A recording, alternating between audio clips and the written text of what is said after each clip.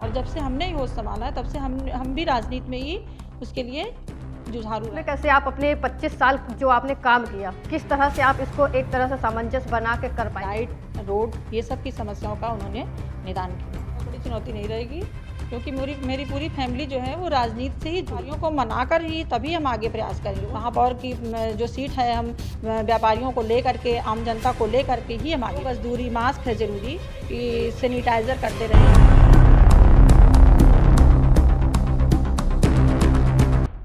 नमस्कार दोस्तों, मैं हूं ज्योति और आप देख रहे हैं मीडिया लाइव की खास पेशकश रणभूमि। रणभूमि में आज हम अयोध्या में मौजूद हैं। अयोध्या में नगर निकाय का बिगुल बज चुका है। ऐसे में हर प्रत्याशियों ने अपनी कमर कस ली है, चाहे वो मेयर पद प्रत्याशी हो और चाहे वो पार्षद पद प्रत्याशी हो। पार्षद पद प्रत्याशी कहीं ना कहीं अपने वार्ड की जो गद्दी है उसको पाने के लिए पूरी तरह से कमर कस लिए हैं और पूरी तरह से रणभूमि के मैदान में आ चुके हैं। और वहीं अगर वहीं मेयर पद प्रत्याशियों की बात करें तो वो भी कहीं ना कहीं अपने राजनीतिक रण में मौजूद हो चुके हैं और अपनी कमर कस लिए हैं। हर तरह के प्रत्याशियों ने अब लगातार अपनी उनकी जो जोर है वो लगा दिया है और देखेंगे कि इस बार किसके सरताज सस्ता है मेयर पद प्रत्याशी का ताज। तो हमारे साथ जया मिश्रा जी हैं। अगर इनकी बात करें तो 25 साल से लगभग इनका जो कार्यकाल रहा है वो यहाँ पे पार्षद के तौर पर रहा है। हम जया जी से ही बात करेंगे और जानेंगे कि आखिर इस रणभूमि में जब वो उतरी हैं तो किस तरह से। पहले तो आपका बहुत बहुत स्वागत है। बहुत बहुत धन्यवाद। अब पहला सवाल मेरा आपसे यही है कि आप राजनीतिक इतिहास आपका क्या है? आप राजनीति में आई हैं, आपकी प्रेरणा स्रोत कौन? जी, हमारी प्रेरणा स्रोत हमारी माता जी श्रीमती चंद्रकांति मिश्रा, जो यहाँ की सर्वप्रथम महिला हैं जो पूर्व चेयरमैन रह चुकी हैं जी। और उसके बाद फिर मेरे हस्बैंड श्री आलोक मिश्रा जी हैं जो 25 सालों से वो पार्षद हैं और एक बार मैं भी सभासद रह चुकी हूँ जी। आपने कहा कि पार्षद में मतलब 25 साल से आप लोग कार्यकाल में रह चुके हैं। आपके 25 साल के कार्यकाल में क्या क्या बदलाव हुआ आपके वार्ड में? जी, हमारे वार्ड में बहुत सारे बदलाव हुए।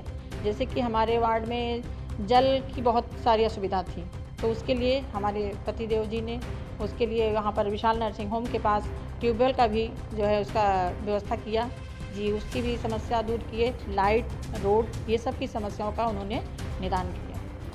अगर आपने कहीं ना कहीं जो सुविधाएं दी हैं तो क्या कमी रह गई? जो कुछ कमियां आपके वार्ड में देखने को मिली, क्या ऐसे कारण रह गए जो आपने उसका निदान नहीं कर पाया?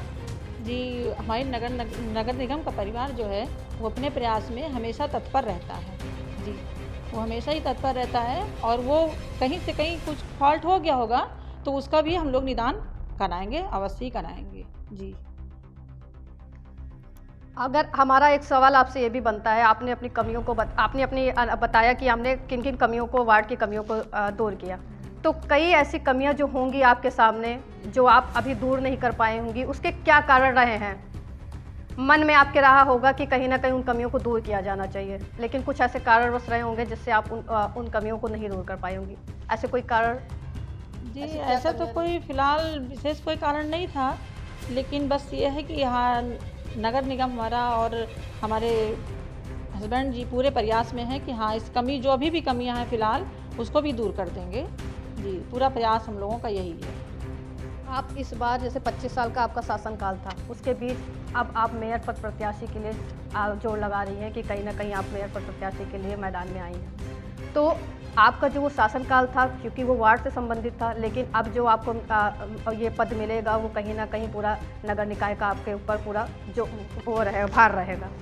तो कैसे आप इसमें कैसे आप अपने 25 साल जो आपने काम किया, किस तरह से आप इसको एक तरह से सामंजस्य बना के कर पाएंगे? क्या आपके लिए कोई बहुत बड़ी चुनौती नहीं रहेगी?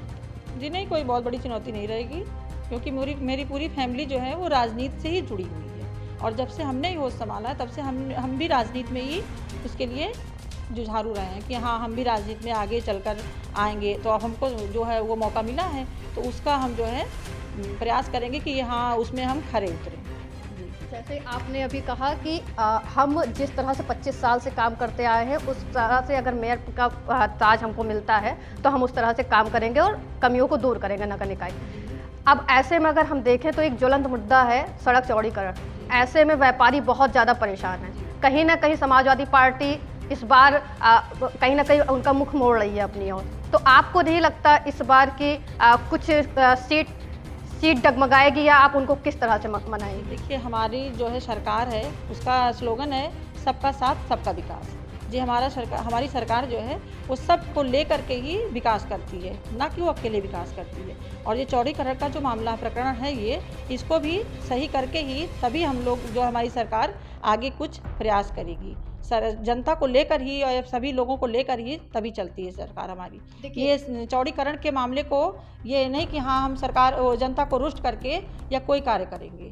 जी, देखिए, सड़क चौड़ीकरण हो रहा है, ऐसे में व्यापारी बहुत ज़्यादा नाराज़ हैं। आप उन व्यापारियों को कैसे मनाएंगे? जी, उन व्यापारियों को मनाकर ही तभी हम आगे प्रयास करेंगे। उन व्यापारियों को लेकर ही हम तभी जो है सामने आएंगे।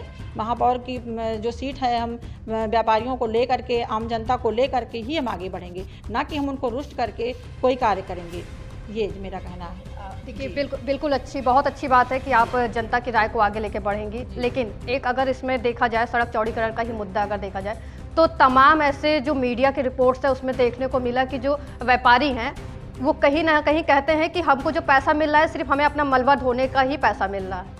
ऐसे में आप कैसे व्यापारियों को अपनी तरफ संतुष्ट कर पाएंगे? जी नहीं, ऐसा कुछ नहीं है कि हाँ उन्हें व्यापार मतलब कि मलबा के ही पैसे मिल रहे हैं। उन्हें अपनी जो उनका नुकसान हुआ है उसका भरपाई हमारी सरकार कर रही है और करेगी। 3-4 महीने का उसने टाइम मांगा है, तो उस 3-4 महीने में वो हमारी जो व्यापारी हैं, जो हमारी जनता है, उनको खुश करके तभी वो आगे प्रयास करेगी।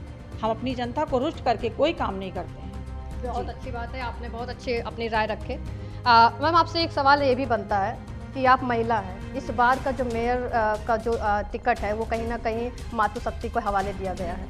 तो आप अगर महिला है तो आप किस तरह से देख रही हैं कि अगर आपकी महिला सीट है और आप मेयर बनती हैं, तो एक महिला होने के नाते आप किस तरह से देखती हैं और किस तरह से आपको लगता है कि महिलाओं के लिए क्या होना चाहिए, ऐसा कुछ? जी, महिलाओं के लिए जितनी महिलाओं की सुविधाएं होंगी, जिस चीज़ों में उनकी असुविधा हो रही है, उनका पूरा हम प्रयास करेंगे कि हमारी महिलाएं किसी भी तरीके से असंतुष्ट न रहें, वो संतुष्ट रहें। बहुत अच्छा आपने जवाब दिया।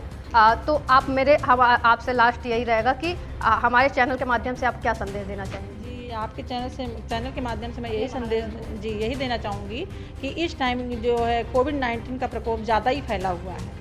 जी, और इसका यही है कि इसके जो है रूल हैं, इसको हम फॉलो करके और इस पर नियंत्रण पाएँ, इसको काबू करें। क्यों? और इसके लिए जो है हम 2 गज दूरी, मास्क है ज़रूरी, सैनिटाइज़र करते रहें, और इसी सब का जो है हम संदेश देना चाहते हैं। अपनी जनता से हम यही कहना चाहते हैं कि हाँ, कोविड-19 का जो है नियम फॉलो करें और इस पर जो है विशेष ध्यान देते हुए इस पर जो है रोकथाम पाएँ। जी, बिल्कुल। देखिए, ये रही हमारे साथ जया मिश्रा जी, जिन्होंने हमारे हर सवाल का सहजता से जवाब दिया, बाखूबी उस सवालों का जवाब दिया और कहीं ना कहीं जो हमारे सवाल थे उनसे सुलझा हुआ जवाब दिया। तो इन्होंने एक तरह से संदेश ये भी दिया कि कोविड-19 से हमें बचना चाहिए और कोरोना फिर से फैल रहा है, तो ऐसे में सोशल डिस्टेंसिंग का पालन करें और मास्क लगाएं।